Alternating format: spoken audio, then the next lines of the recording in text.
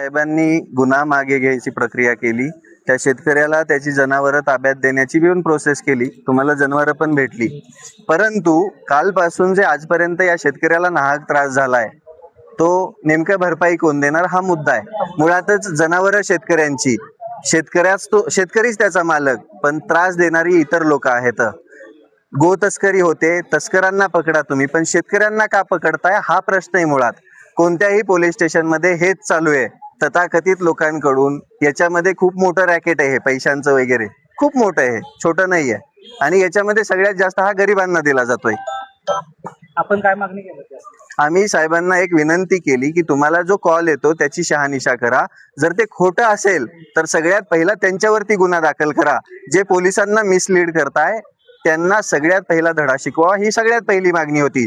दुसरी गोष्ट, तुम्ही जर स्पॉटला गेलात, एखाद्याने फोन केला, जनावरं पकडलेत, तुम्ही जर तिथं पोहोचलात, आता कोणत्याही माणसाला तो शेतकरी आहे की खाटीक आहे हे लगेच लक्षात येतं. कोणीही सांगेल. कायद्यामध्ये जे डॉक्युमेंट सांगितले, जर खरेदी विक्री झाली असेल तर ग्रामपंचायतचा दाखला असतो. ते बघितल्यानंतर सिंपली पोलिसांनी त्याच ऑन दी स्पॉट व्हेरिफिकेशन करून सोडून द्यायला पाहिजे. पण त्या शेतकऱ्याला इथं पोलीस स्टेशनला आणलं जातं, त्यानंतर त्याची जनावरं कुठेतरी पाठवली जातात, त्याला कोर्टाच्या पायऱ्या चढवल्या जातात.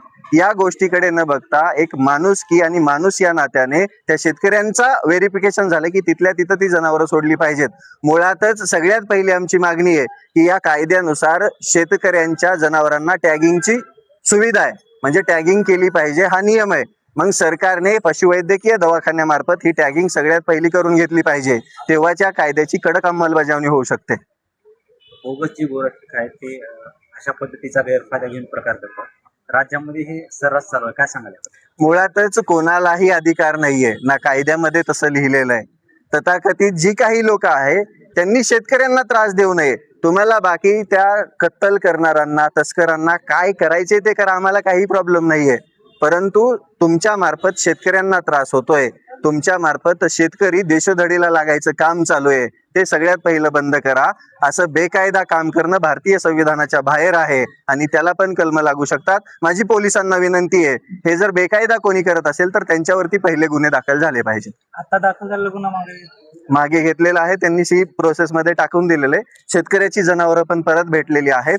हे सगळे इथले जे सामाजिक नेते मंडळी सगळ्यांचं यश आहे की हे सगळे मिळून शेतकऱ्याच्या पाठीमागे उभे राहिले आणि शेतकऱ्याला न्याय भेटण्याचं काम झालं.